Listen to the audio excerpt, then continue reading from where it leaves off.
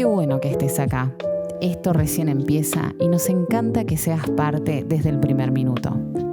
Respira hondo, que arrancamos. Hace un énfasis de que cómo se animó a hablar de un tema que te expone.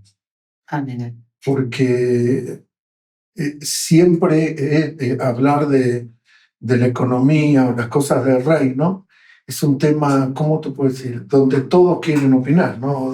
O donde todos tienen posiciones. Claro. Podríamos decir que tal vez es un tema belicoso, no sé si decirlo así, pero viste que muchos empiezan a tener cierta, como dice el doctor Segui, suspicacia, ¿no? Claro. Porque es un tema suspicaz, todo andar pensando con doble sentido, con doble intención. Que hay Porque otras intenciones atrás. Claro. Es como que lo que pasa es que esa cultura del egoísmo, como todo, ¿cómo podría decir? Parece que repito muchas veces todo, pero se ha reiterado o se ha repetido tantas veces un engaño, y ha causado ese engaño un perjuicio en el sentido que todos como que se han retraído eso, ¿no? Bueno, este tema no es tocar porque hablar sobre economía o la economía del reino, los principios económicos del reino. Entonces, es como que es un tema delicado, ¿no? Lo otro que muchos hablan es que hay veces, ¿cómo te puedo decir? Las experiencias de personas que malversaron, tuvieron mal testimonio, manipularon. Pero yo tengo un principio, y el punto es, porque este es un desafío hablar ciertas cosas que tienen que ver, como lo que estuvimos enseñando en nuestra casa, vivir bajo esa cobertura y establecer donde vos traes esa economía del reino, donde el diablo no tenga injerencia, ¿no? Amén. Donde él no tenga una grieta donde él pueda acceder. Entonces yo tengo un pensamiento de decir, porque otro lo hizo mal, entonces nosotros lo vamos a cancelar, esto no se hace más. Porque así no andemos en auto porque alguien borracho manejó y dañó a una persona. Entonces no usemos más vehículos. Sin embargo, todo el mundo sigue andando en auto. O de pronto yo he estado en reuniones donde he visto personas endemoniadas hablando en lengua que son igual que uno que está lleno del espíritu, pero te das cuenta que eran los demonios hablando. O sea, ¿por qué se habló en lengua? Entonces nosotros no hablemos nunca más en lengua. Sí, es verdad. Lo que pasa es que siempre que se levanta una voz de Dios, se va a levantar una voz de imitación, ¿no? Es que la misma palabra dice de que se han levantado muchos Cristos, ¿viste? Y Gamaliel dijo, si este Cristo que se levantó, o este Mesías, este Jesús que se levantó, no llega a ser el verdadero, quedémonos tranquilos que así como aconteció en otros momentos, los que lo seguían lo van a dejar de seguir. O sea, ¿para qué se estaban haciendo tanto problema, no? Y ya lo habían matado a Jesucristo. Entonces es como que nos muestra la palabra que constantemente siempre hay dos voces. Por eso hablamos del desarrollo del discernimiento de espíritu, que siempre se levantando voces, y siempre va a tratar de... Bueno, siempre eso es bueno, esto es lo que... Es para levantar escrúpulos, claro, a mí me parece. Bueno, esto es lo fundamental de lo apostólico, porque lo apostólico hoy en día simplemente se lo ha puesto como un título de autoridad, ¿no? Pero lo apostólico tiene que ver con una cultura, con un don de gracia, con una administración, con un gobierno, porque 12, que es el número de los apóstoles, tiene que ver con gobierno. Entonces, dentro de ese gobierno o de esa cultura apostólica es fundamental el discernimiento. Es fundamental que vos seas iluminado. No con los sentidos terrenales o humanos vos vas a capturar o vas a recibir esa comprensión. Pero con lo que vos decías, por ejemplo, siempre que se levanta, que sale una voz de Dios, va a salir la voz del diablo, ¿no? Para venir a corromper, ¿no? Sí, bueno, estamos en enemistad, ¿no? La enemistad está declarada, como decía el otro día, que Dios declara, esa guerra está declarada, la simiente de la mujer contra Amén. la serpiente. Sí. Ahora, lo poderoso ahí es que esa guerra no es eterna y ya está el final de esa guerra. Ya conocemos el final. Ya conocemos el Desde final, el principio. desde el principio, como dice. Amén. En el cual la simiente de la mujer aplastará la cabeza de la serpiente. Amén. Está declarado desde el Génesis. Ok, y Aleluya. no es eterna, sino Tiene un fin. tiene un fin y es un tiempo. Aunque nosotros somos eternos, ese sistema, Ese sistema y esa guerra vencido. termina, no es Amén. eterna. No es una Una guerra para toda la vida. para toda la eternidad. Tal cual. No, por supuesto, lo que vos decís, no, nosotros somos eternos y vamos a vivir por siempre en la eternidad. Y ahí también, si vamos al Génesis, vamos a lo que hablábamos antes, ¿no? Después que sale algo de Dios, va a venir algo del enemigo. O sea, Caín, siempre el hermano del espíritu de Caín, se va a levantar contra el espíritu de Abel, ¿no? Siempre. Como ese espíritu genuino, ese espíritu puro que estableció esa ofrenda, el otro, Caín, le da lugar. Dios se lo advierte, Dios le habla. Sí, es oportunidad. Sí, y le dice, mira que si vos le das lugar, el deseo se enseñoreará de ti. El deseo te va a dominar. Le habló para que lo frene, ¿no? Sí. Y ese es el punto, que muchos no han detenido ese deseo y ese ataque. Mira, me acuerdo de algo, no sé por ahí si lo podemos buscar. ¿Viste que dice en los evangelios, al Cristo lo crucificaron por envidia? Sí. Vos fíjate cómo, porque Caín, fíjate que el Señor le habla, cómo cambió tu rostro. Porque Dios le dice, tu semblante se ha mudado. Sí. ¿Qué pasó? ¿Viste? Fue porque ya estaba el gobierno de las emociones, del alma y de los deseos, de ese enojo de que Dios aprobó la ofrenda del hermano y no la de él. Los celos sin envidia. Y el Señor fue crucificado. Pero volvamos a lo que hablábamos antes.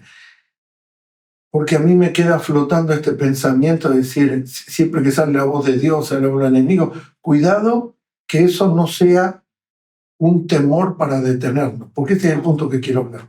Como te decía antes, si porque hablamos una verdad vamos a ser atacados, no debemos temer, no nos debe detener, ni tampoco el punto es dejar, no sé si la palabra flotando, pero dejar como un ambiente de temor.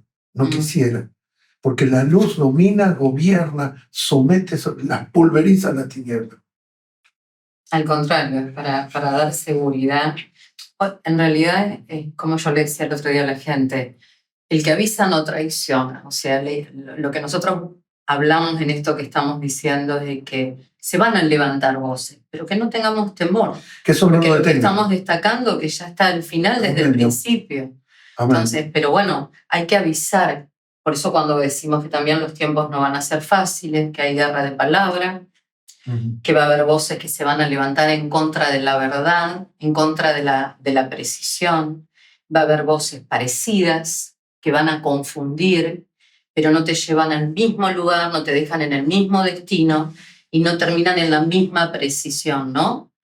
A veces son como cabos sueltos que andan por ahí. Por eso el hablar de la economía del reino de Dios es un desafío, pero a la misma vez debe ser soltado, porque el pueblo de Dios debe desvincularse totalmente de la dependencia de este sistema.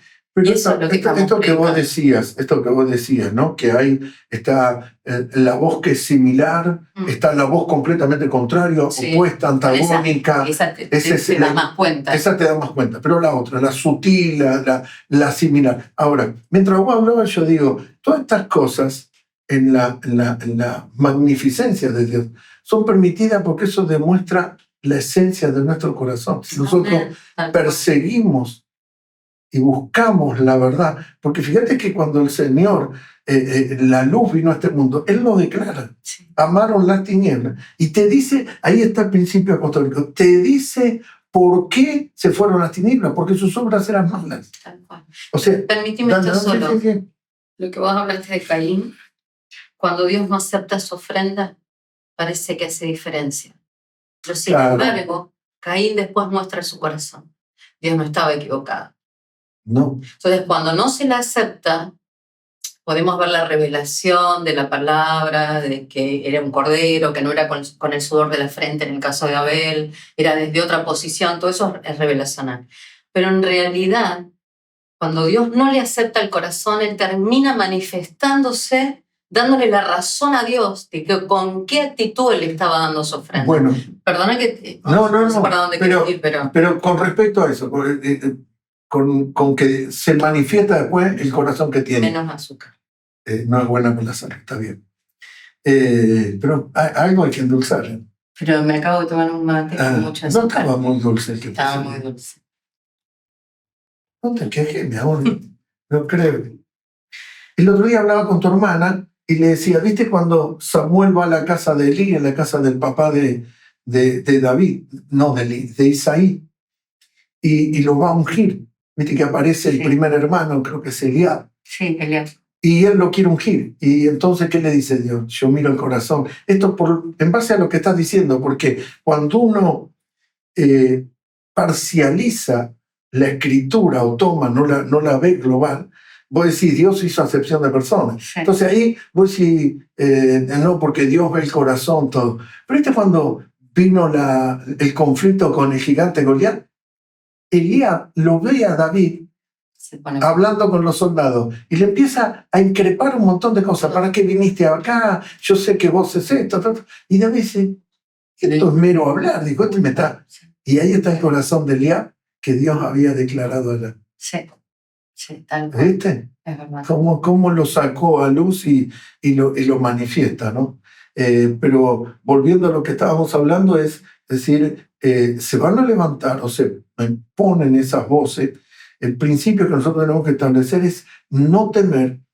Y cuando uno está en Dios, se habla mucho de la fe, la confianza, pero uno debe reposar en esa fe que yo estoy en la luz.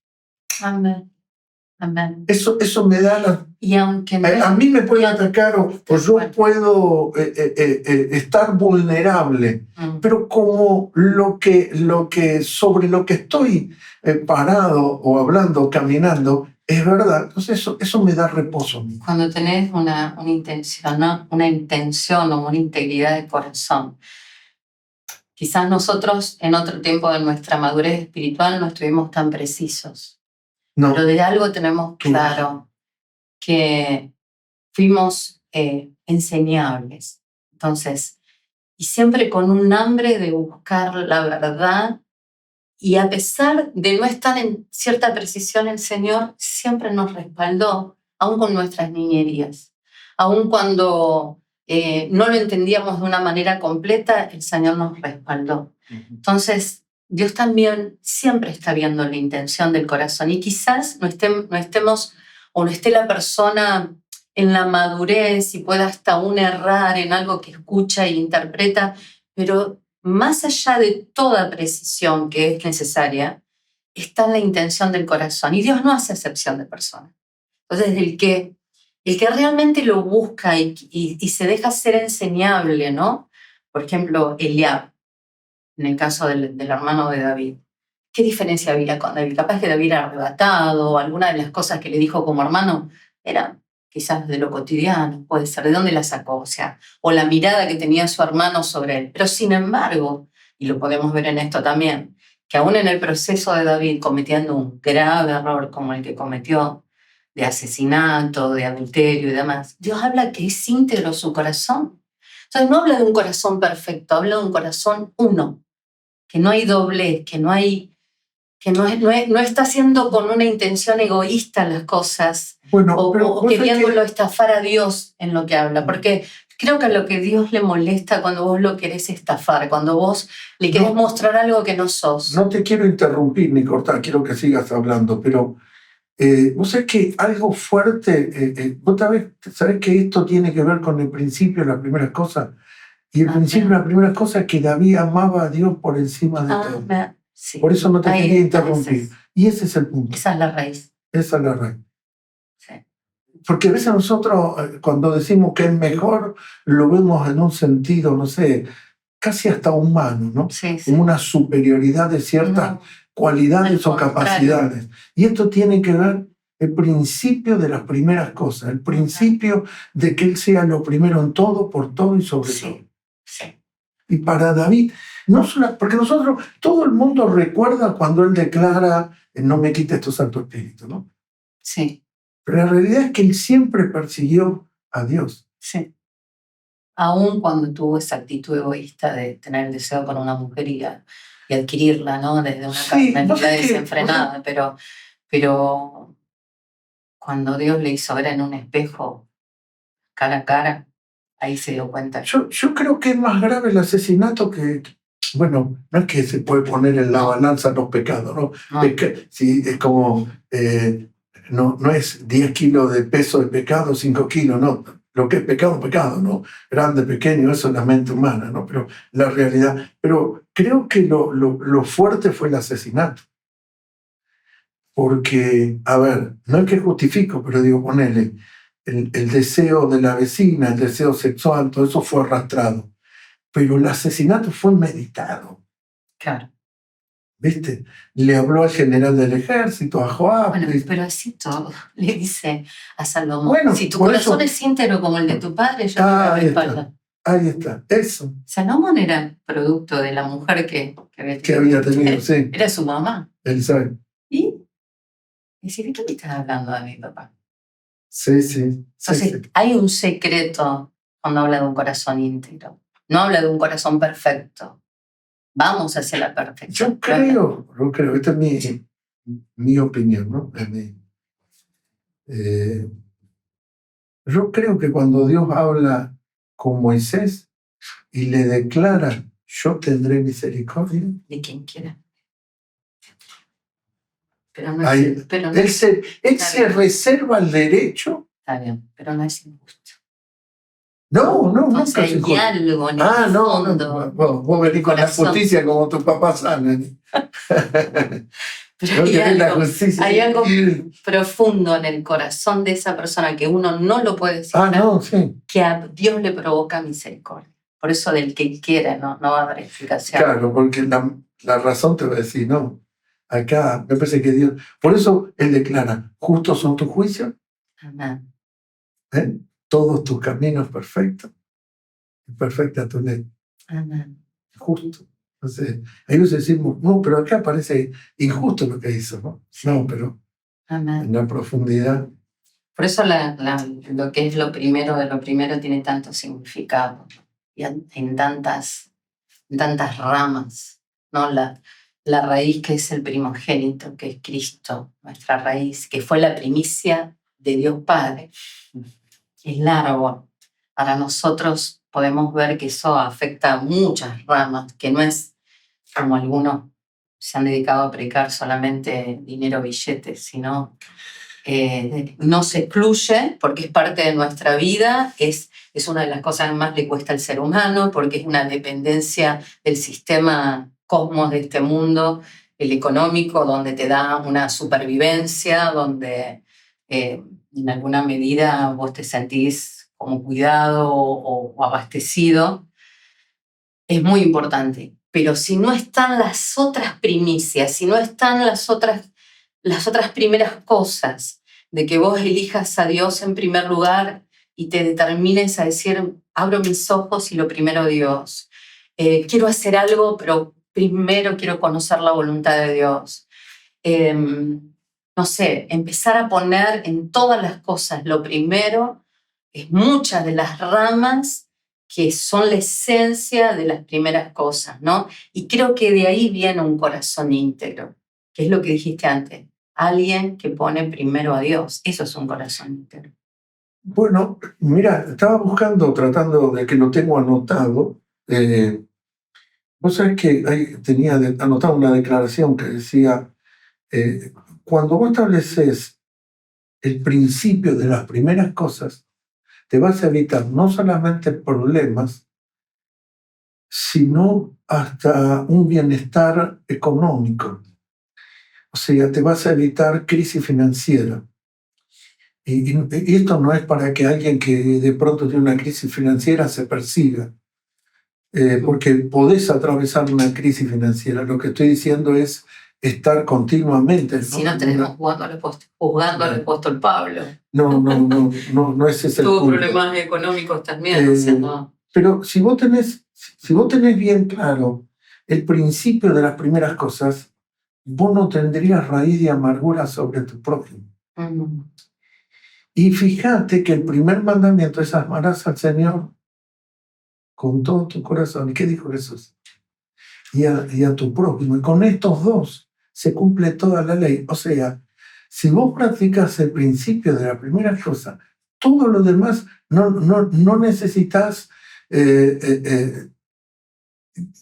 darle lugar al enojo, a querer traer justicia por tus propias manos, justificar los errores, porque vos estás confiando de que vos estableces el principio de las primeras cosas y Dios es el juez justo, Dios es el que va a encargar. Bueno, fíjate un conflicto de una persona y dice, yo sé que está mal, pero a tal no lo puedo ni ver, o no tengo onda, o no... ¿Cómo? Yo sé que está mal, o sea, no pone primero a Dios. Si vos pones el principio de la primicia, vos evitarías los conflictos. Bueno, pero también tiene una cuestión, poner primero a Dios y poner la primicia de Dios es confiar en Él, es depositarle todas las cosas. Es fe. Una cuestión de fe. O sea, es que las cosas en la palabra, una no es sin la otra. Bueno, es todo en la cultura del huérfano, el huérfano confía. Orgánico.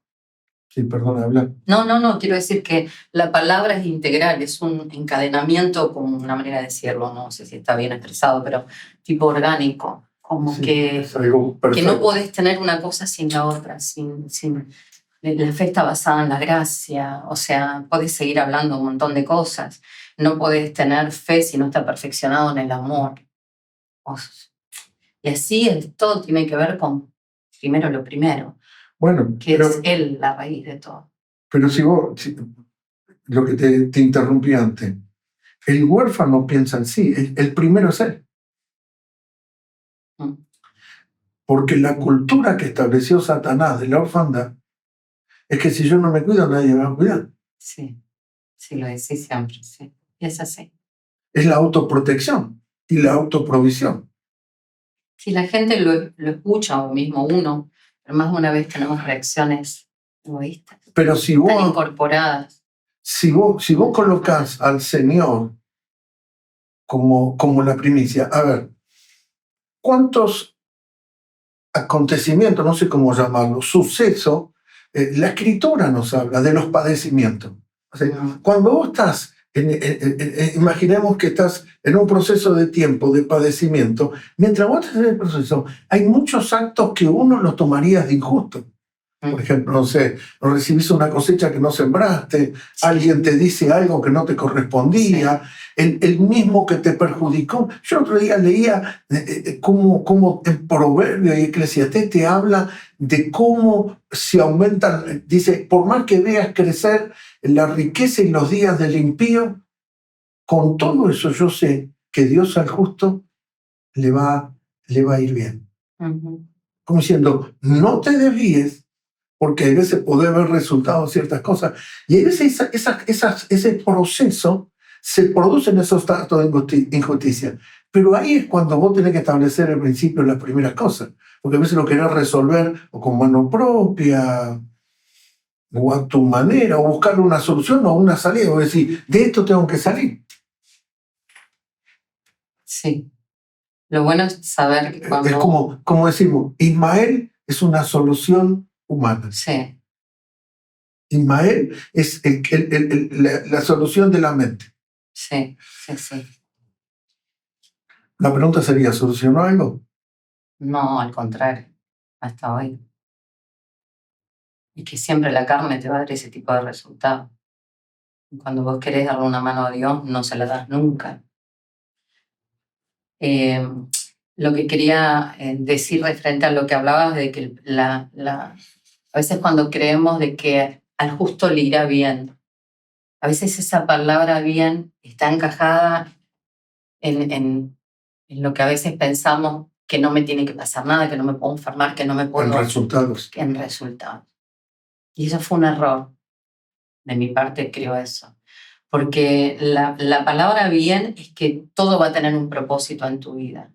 Yo el otro día le decía predicando a la gente que a mí siempre me he cuestionado un poquitito cuando leía la vida de Esteban y me molestaba que un muchacho tan joven haya perdido la vida tan prontamente, como si no hubiera tenido un propósito. Y al contrario, creo que después de Jesucristo fue la persona que fue capaz de morir por amor, primero a Cristo y a las personas.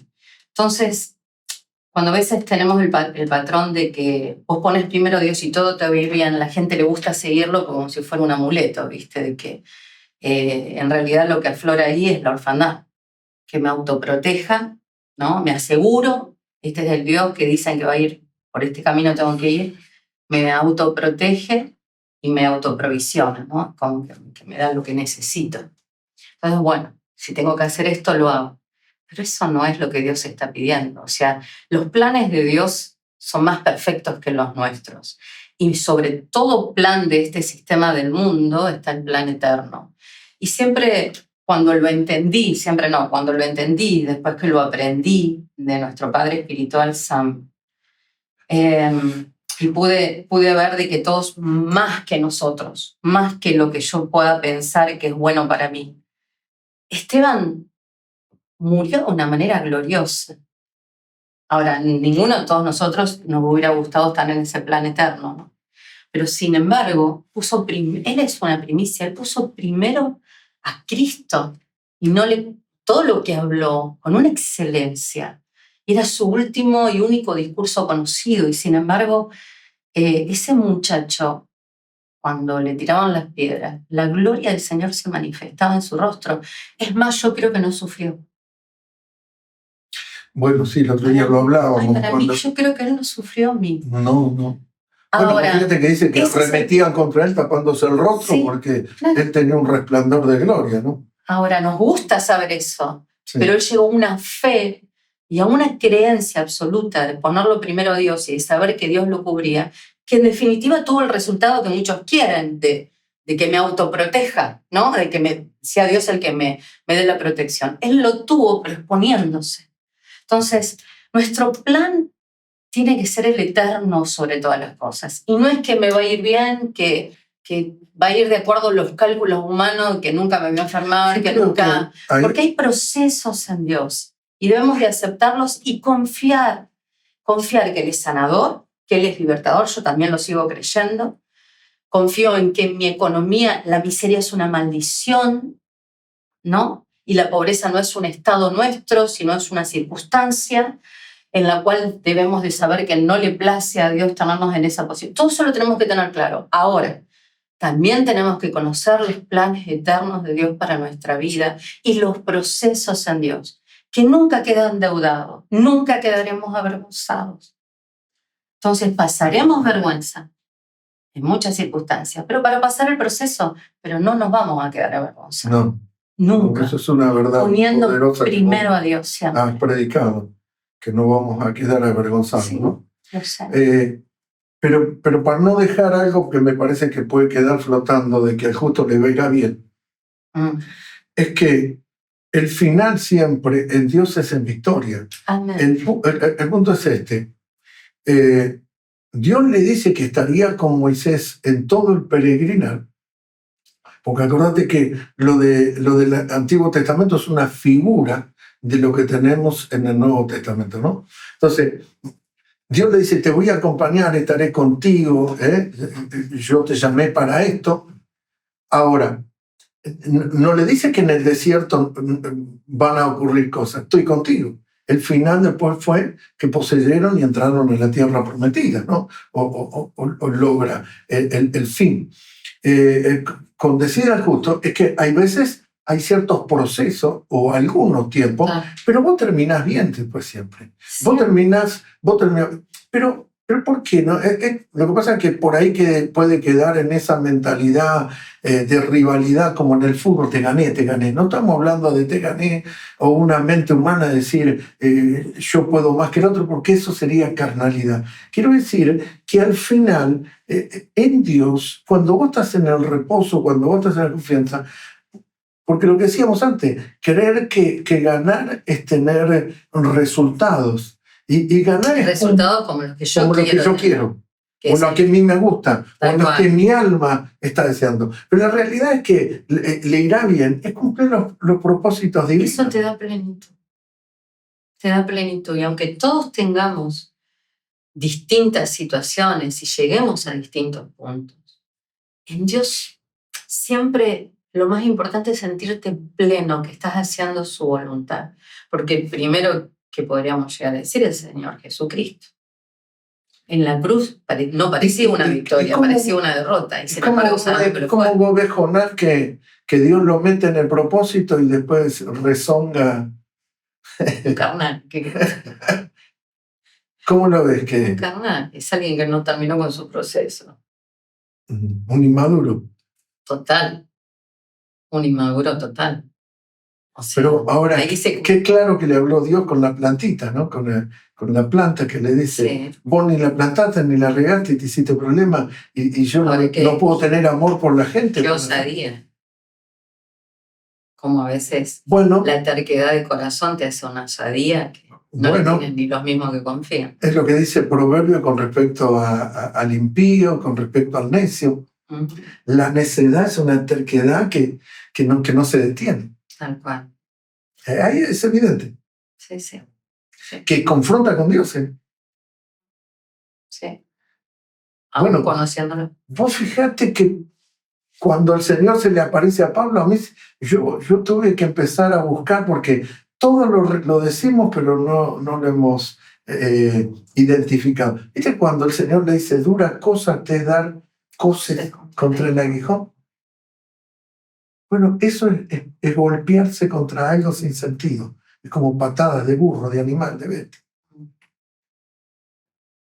Y ir en contra de Dios. Nos fuimos un poco por las ramas. Empezamos a irnos, pero... Agarramos la diagonal norte y... Bueno, vos sabés que subo a la autopista y bajo en todos los parajes, ¿viste? En la IPF con las dos voces que se escuchaban. Pero bueno, lo que es importante... Vamos a comprar factura, choripán, de todo, en todas las paradas. O sea, lo importante de la enseñanza, de lo que viniste ministrando en todo este tiempo en la casa, es el poder conocer cuál es la economía del reino de Dios. Y la palabra economía, que está tan confundida pensando que es dinero nada más, ¿no? Y que economía es una administración de toda nuestra vida. Esa es la economía de Dios. Economía es una administración, es algo que incluye todo. Yo creo que esa es la otra parte del primogénito, ¿no? Porque el primogénito está para gobernar en administración. Ves que mayormente los títulos, los rangos dentro de la iglesia están para ver quién manda a quién o quién tiene la última palabra.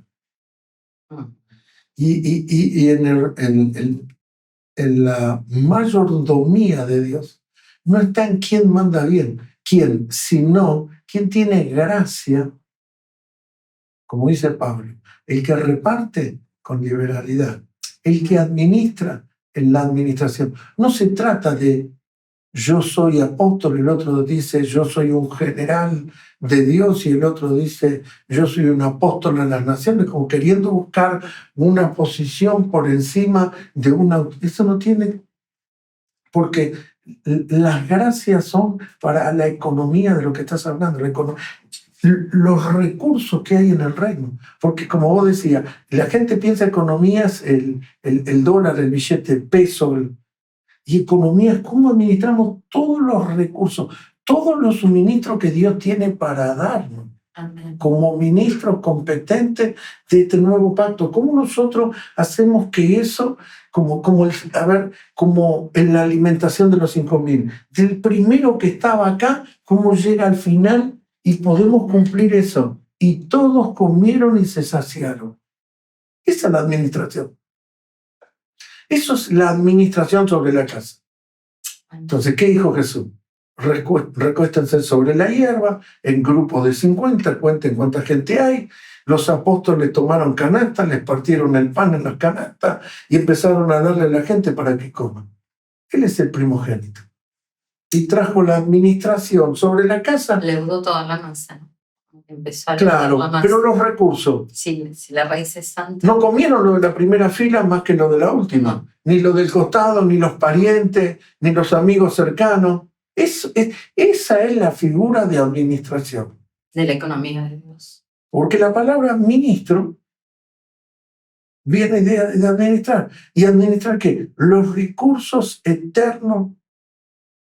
Dice Pablo, este ministerio que me ha sido dado, esta administración que me ha sido concedida, que Dios me ha concedido para administrar. Entonces, nosotros tenemos que, como familia de fe, administrar los recursos para que porque en una multitud recostada sobre una hierba hay diversidad de necesidades, hay diversidad de operaciones, diversidad de formas, maneras, porque no siempre es de la misma forma y manera. Sí. Y eso tiene que empezar a entenderse lo que es el principio de la primera cosa y el principio del primogénito en la gobernabilidad sobre la casa de Dios. Y eso de estar sobre la casa del Padre, que Él nos ha puesto. Y saber que hay sobreabundancia en todas las cosas. Exacto. En todos los suministros. Que lo mismo que había en el Edén, el Señor a través de Cristo nos da lo mismo. O sea, había diversidad de árboles en el Edén, había diversidad de frutos. Estaba lleno, especies, para que tomaran de lo que quisieran. Ese es nuestro Dios de abundancia. Dios tiene abundancia de todo, y se manifiesta a través de Cristo, volver a creer en ese tipo de abundancia que hay en Dios. Porque si bien antes hablé de los procesos y del cumplimiento del propósito eterno, pero para el propósito eterno hay sobreabundancia. Para pasar el proceso hay sobreabundancia. Siempre hay sobreabundancia en Dios. No deja de ser el mismo Dios. Y a través de Cristo lo podemos volver a alcanzar. Entonces tenemos que tener la paz y la certeza que en la economía de Dios hay sobreabundancia de todo lo que estemos necesitando. Lo que a veces hay que renovar la mente, ¿qué es lo que necesito? Volvemos de vuelta a que nuestra orfandad nos engaña. Y eso hace de que a veces nosotros limitemos o pongamos parámetros que necesito. Pero esta abundancia, como en la administración de los panes, en el repartimiento, que fue una figura que Dios hizo como una actuación, una manera de mostrar lo que se venía en lo espiritual, lo que Él iba a traer en lo espiritual. En la mano de Dios. Puesto en la mano de Dios. Y distribuido sobre la gracia apostólica. Sobre la gracia, sobre los hombres de Dios. Los hombres de Dios. Estableciendo gobierno sobre la economía natural. Porque eran cosas naturales, pero en las manos del repartimiento de ellos transformaban lo natural en sobrenatural. Por eso sobraron. Entonces, la bendición se soltó del Señor. Él la dio, viene de su raíz, todo viene de Él.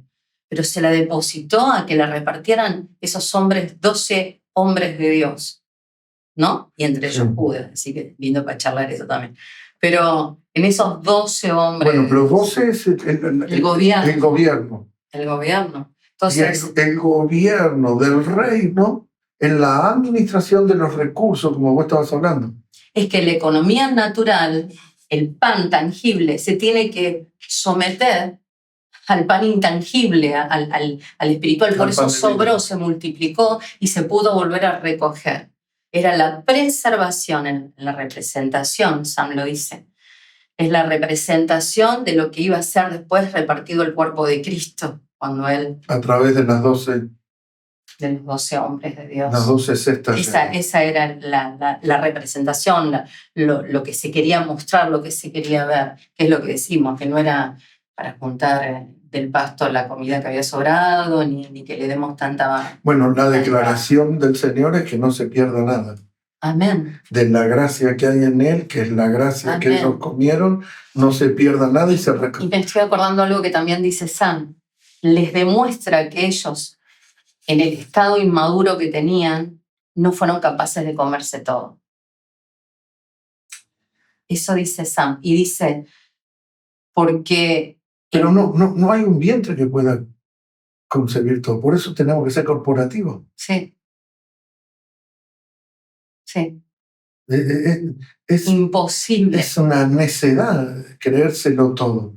Así es. Sí. ¿Me entendés? Es muy necio. Por eso cuando vos hablabas de que nosotros siempre, desde nuestra juventud, que estábamos en el seminario bíblico, siempre fuimos enseñables, siempre esa búsqueda, aunque uno puede mirar atrás y darse cuenta que porque la luz te hace ver las imperfecciones que tenías antes, ¿no? La incompletud que estábamos, cuando sos más maduro, cada vez más, te das cuenta de los errores de tu juventud. Claro. Pero había algo que era la pureza de ese buscar, ¿no? Cómo te trajo hasta acá, cómo se manifestó. Pero volviendo un poco a esto de los panes que hablabas, cómo en manos de hombres de Dios espirituales, lo natural se tiene que someter. Como una economía está sobre la otra. La otra es un gobierno.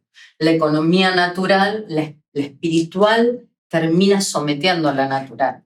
Y eso es lo que nosotros como iglesia, como hijos de Dios, tenemos que saber. De que eso nos saca de nuestra orfandad. En que la economía de Dios siempre va a someter a la economía natural. Y aunque... Porque lo eterno... Bueno, ahí podría venir lo que hablaste de la barca. Como cuando se sube, que sería bueno que lo puedas comentar. Pero todo lo terrenal está sometido a lo eterno, está bajo la gobernabilidad de lo eterno. El punto es que nosotros, como individuos que vivimos en la vida cotidiana, porque el diablo que te hace, te muestra que con todo el entorno te puede presionar y dominar. Por eso, a través de la economía, vos decís, ¿yo cómo hago para hacer esto? ¿No? Pero lo que vos decís, lo eterno gobernó y dominó sobre aún lo material, las cosas diarias, cotidianas. Sí. Y lo que decías, que los discípulos estaban en la barca remando y estaban en medio de la mar, estaban allí en medio de todo, y dice que estuvieron toda la noche y no habían podido llegar a la otra orilla. En el libro de Juan, capítulo 6, lo que estoy buscando para leerlo, Juan capítulo 6, espera un poco. 16, Juan 16. 6:16. 6:16. Dice, y como se hizo tarde, descendieron sus discípulos a la mar, y entrando en un barco, venían de la otra parte de la mar hacia Capernaum. Estoy leyendo la otra versión que tengo en la Biblia, ¿no? Era ya oscuro, y Jesús no había venido a ellos, ¿no? Ellos lo estaban esperando. Y levantábase la mar con un viento que soplaba. Y como hubieron navegado como 25 o 30 estadios, ven a Jesús que andaba sobre la mar. Y se acercaba al barco, a esa barca, y tuvieron miedo. Fíjate de cómo el gobierno del alma, de los temores humanos, porque la Biblia dice que vieron que era Jesús. Dice, mas él le dijo, yo soy, no temáis, no tengáis miedo. Ellos entonces gustaron recibirle en el barco y luego el barco llegó a donde iba. La otra versión dice, enseguida llegaron a la otra orilla. O sea, cuando la economía del cielo entra en tu economía diaria, ¿cuál era la economía de ellos? Con su fuerza, con su sudor de la frente, con su método humano, una barca para andar sobre el mar. Y dice que habían remado y Eran pensaban, personas ávidas, conocedoras de ese mar. conocedoras del mar. Eran navegantes, no eran O sea, improvisados. les hizo agotar todos sus recursos humanos. Porque a veces Su la persona experiencia. quiere apoyarse en eso. Exacto. Le hizo agotar todo, porque no apareció enseguida. Es como quien dice, les dejó un tiempito como para que aprendan. Que transpiren un poco. ¿Cómo te gustan esas cosas? Así que, Bueno, pero ¿es verdad o no? sí, no. Lo dejó, podría haber aparecido en una manera más rápida y espontánea. Sí. Pero sin embargo, una economía iba y venía caminando mientras la otra estaba ya ubicando, ¿no? Es como que Una estaba arrollada por el mar y los vientos, y la otra camina sobre el mar sobre el mar y sobre los y vientos. sobre los vientos. Pero bueno, necesita estar una sobre la otra. Se tuvo que subir al barco. ¿Por qué él no soltó una palabra de autoridad desde el mar? ¿Por qué no lo hizo? No sé, pudo haber hecho otro tipo de milagro que tenía la capacidad para hacerlo, porque en otro momento le estaba durmiendo arriba del barco, de la barca, y dijo, bueno, calla, enmudece, y le hicieron caso los vientos. Sin embargo, en esta situación, él necesitaba estar desde, vamos, ¿Qué te están llamando? sí,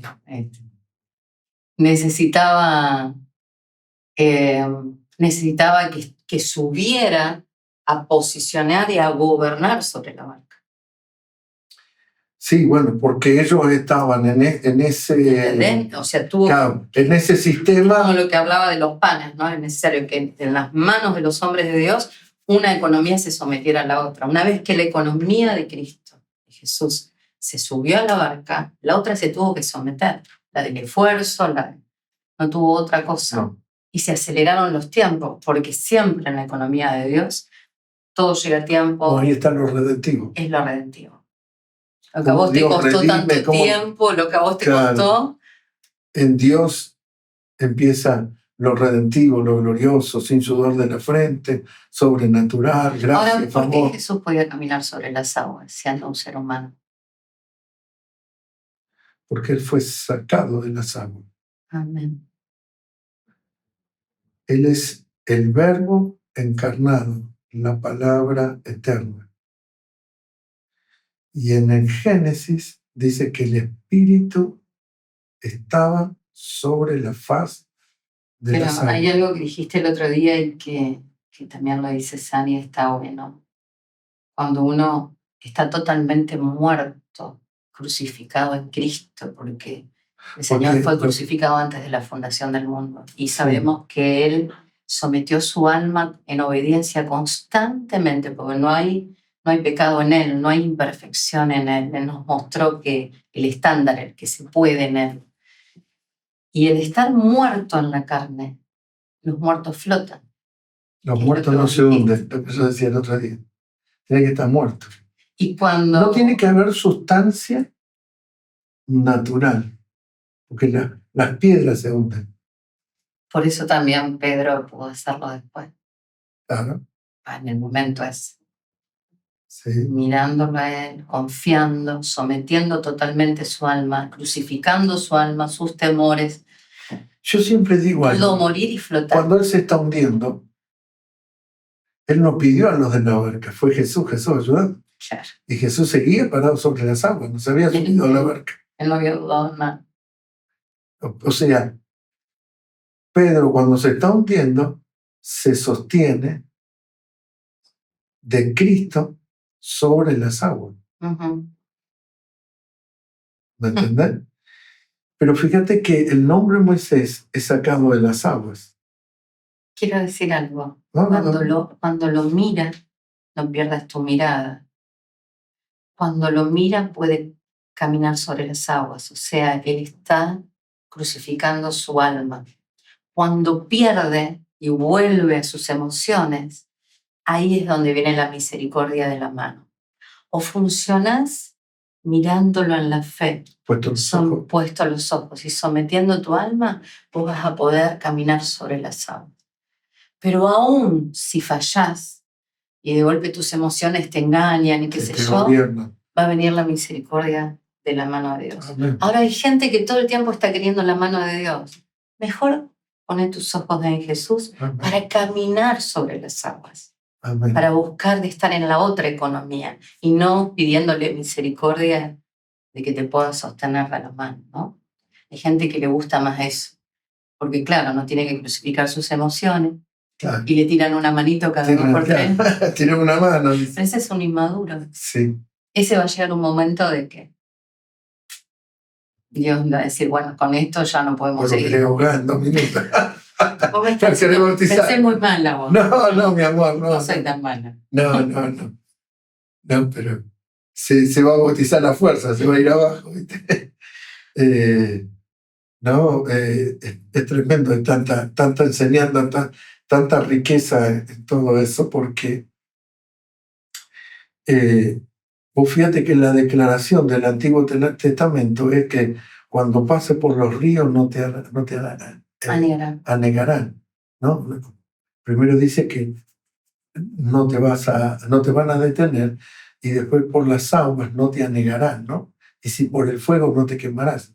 Entonces, para que la llama no arda o el agua no te hunda, es que tiene que haber eternidad. No tiene que haber carne, ninguna de las cosas. O lo que quema el fuego es la carne, el espíritu no lo puede quemar. Lo que alimenta el fuego es lo terrenal, la madera, lo humano, lo terrenal. Pero el espíritu no.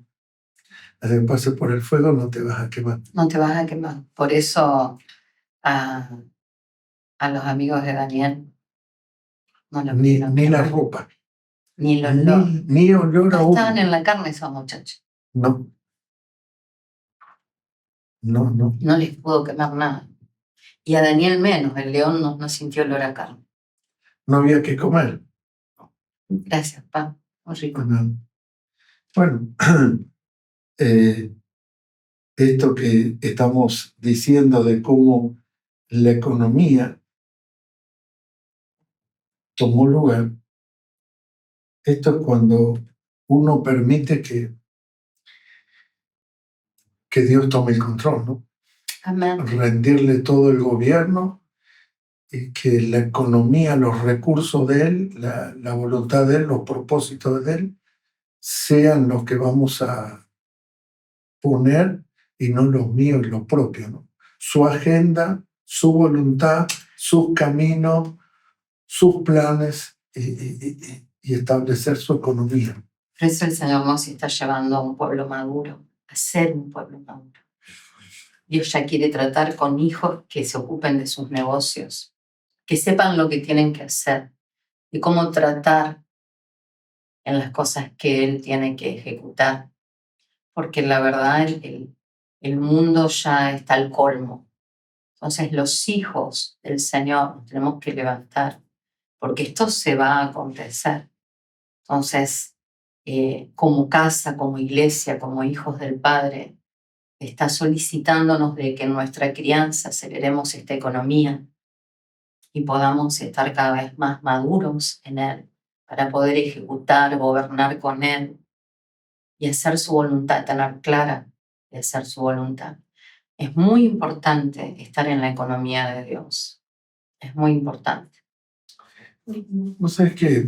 Esto que dijiste de maduro, nunca lo vi, nunca se me vino a la memoria así, pero me hizo recordar como cuando yo era muy chico, tendría 7, 8 años, y mamá tenía la tienda del barrio, la venta de ropa. Y tanto yo como mis amigos teníamos la idea de que puedo agarrar lo que quiero, ¿no? Y entonces yo pensaba que un día ser grande, ser dueño de la casa de ropa, de la tienda, y agarrar la ropa que quiero o lo que quiero, tomármelo, ¿no? Y vos hablabas de la madurez, de llegar al estado de madurez, ¿no? Y en esa época también hasta mis amigos me decían, vos te podés agarrar tal cosa. Y mi mamá también hasta a veces vendía juguetes, ¿no? Y cuando vos sos maduro, vos te das cuenta que todo lo que está ahí no es para vos. ¿No? Esto que vos decías, llegar a tener esa madurez en el Padre, en la administración de los recursos. Vos fíjate que cuando Jesús es bautizado, dice, este es mi hijo maduro, ¿no? Este es mi hijo, no está diciendo, este es mi bebé, este es mi nene, ¿no? Como esas expresiones que hay en griego de teknion, teknon y Julius, que es un hijo maduro. Ya Dios declara, este es mi hijo maduro. Y les dice, a él oíd. Este es un hijo que está con la capacidad y con la madurez de la administración de la casa. Para esto que decíamos antes, ¿no? Para que los recursos que hay a través del primogénito sean bien administrados. Lleguen a todos. Lleguen a todos. Amén. Lleguen a todos. Haciendo su voluntad. ¿Viste ese relato de Proverbio que dice, cuando un justo gobierna, el pueblo se deleita? Si permitimos que la justicia y el justo Hijo de Dios gobierna nuestras vidas, sea el primogénito, tenga la preeminencia, tenga el primer lugar en nuestra vida, nosotros como pueblo de Dios nos vamos a deleitar en él. Es que manifestamos a Cristo. Cuanto más manifestemos al primogénito, a Cristo, y puedan ver al Cristo en nosotros, verán al Hijo maduro. Amén. Es como decías vos la otra vez, un bebé es un humano perfecto en un bebé. Sí. Pero no completo. No. ¿Sabes? Tenemos que llegar a lo completo. A lo completo de madurez, claro, pero naturalmente tiene todos los componentes y los órganos para declararlo humano. Pero es humano, es un bebé en un estado bebé que tiene que desarrollarse intelectual, físicamente, capacidades. Y llamando a la madurez. Okay. Nosotros somos plenamente hijos de Dios. Amén. Amén. Y hemos sido redimidos y está consumado pero necesitamos madurar. Amén. Para traer la administración. Y la representación de ese Cristo que dijo el Señor, este es mi hijo, él oí. Por eso para mí es poderoso Gálatas 4. Entre tanto que el heredero, o sea, sanguíneamente tiene toda la facultad para recibir la herencia, pero entre tanto que es heredero, no tiene diferencia con el esclavo y está bajo tutores, o sea, tiene una autoridad sobre él, claro, que lo está administrando hasta el tiempo de la madurez, como Jesús. Cuando vino el cumplimiento del tiempo, nació de María y va a ser bautizado en las aguas cuando vino la madurez, no antes. No antes. No antes. Ese hijo. Mientras tanto, él siguió la obediencia y estuvo en obediencia con sus padres. Como dice en Fue hebreo. Cuidado por padres. En hebreo, aprendió obediencia. Obediencia. Tuvo que aprender obediencia, por lo cual alcanzó testimonio. Amén. De justo hijo de Dios. De Dios. Amén. Amén.